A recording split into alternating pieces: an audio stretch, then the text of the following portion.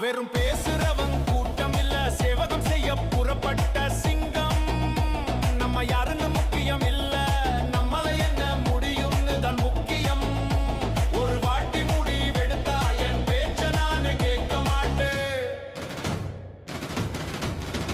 வித்தை காட்டுற வேலை இல்ல, விடியலை நாளும் தேடிப்போம். நாளைய தமிழகம் நம்ம கையில், நாங்க ஆச்சரியக்குறி. இது வேற மாதிரி. சும்மா சும்மா